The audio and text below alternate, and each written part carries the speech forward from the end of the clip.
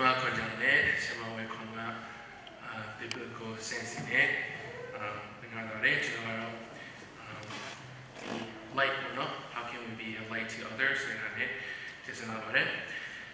I have made you a light to the Gentiles that you may bring salvation to the ends of the earth. That is the scripture, Acts 13, verse 47. We can say that the light is symbolic of Jesus. Only through him can there be salvation. As it is stated in Luke chapter 2, verse 32, it says that Jesus came for all people.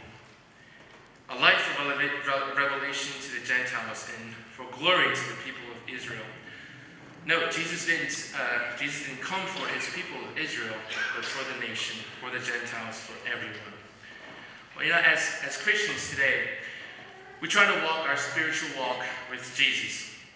And sometimes in crowds and team environments, we can often pick out someone who has something different about them, someone who is a believer of Christ.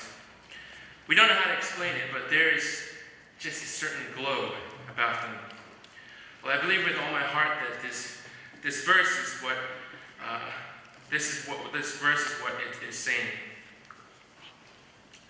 We cannot give salvation because that is Jesus' job, but we can be their guide, the light at the end of the tunnel, their GPS to their destination. People who are lost, unbelieving, and just plain dead or broken for whatever reason, and help bring them out. That's how we can be a light. We can be the light of hope, and more specifically, the light of encouragement. You'll see that in the scripture, the Apostle Paul was traveling with this guy named Barnabas. Barnabas that Shema Konjayan spoke of. Barnabas' original name was Joseph. Joseph then became Barnabas. He earned the name Barnabas, meaning son of encouragement from the Jerusalem Christians. See, in Barnabas' life, he was a motivator. He was there when you need him most. Like a good friend. That's how Barnabas was. And he was the guy that I mentioned before. Someone with that glow that we can't explain, but someone who's just seems to be there at the right time. You see, when Paul first converted, he wasn't liked very much by the Jews nor the Gentiles. Literally, he just escaped death and persecution and was dropped at Barnabas' doorstep. It was Barnabas who risked his life to save Paul and to convince the Gentiles that their former enemy was now a devout believer of Jesus Christ. Who knows what could have happened if Barnabas wasn't in Paul's life? Paul might have failed. See, Barnabas was the light for Paul when Paul could have failed. Many times we are often discouraged by, what can I do? I'm only one person. We'll figure this on for size. You were but a mere microscopic cell before you came into the world. A tree is planted only with a seed. The company that we all grew to love today, the Apple company, started in a garage. And how can we forget about Albert Einstein? See, Einstein did not speak until he was 4 and did not read until he was 7. He was deemed mentally handicapped, slow, and antisocial. He was even kicked out of school, but that didn't stop him.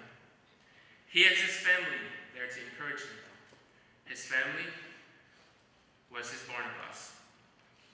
They were his light of beacons when he was down a dark path during his early childhood. Remember when I said, number one, we're just one. One by itself seems so much invaluable. But you pair it with 1 0 behind it, becomes a 10. Another 0, 100, so on and so forth. And the value just grow and grow. But you see, 1 is the most valuable number when you compare it to one life. That's when one means a whole lot. In God's eyes, one life is full of value. One life is full of meaning. One life is full of purpose. And one life was worth the redeeming of his son, the death of his son. So I encourage you today to become the Barnabases and turn on your Barnabas glow in this new year. So that someone you know who is in the dark or someone who may be broken and in pain can be encouraged, can see the light. Be that person that God gave his son for. That light bulb, that shining beam, so through you and through us, we may bring Jesus' salvation to the rest of the world. May this new year bless you with many blessings and encouragements so that we can be the light of encouragement to others in this new year.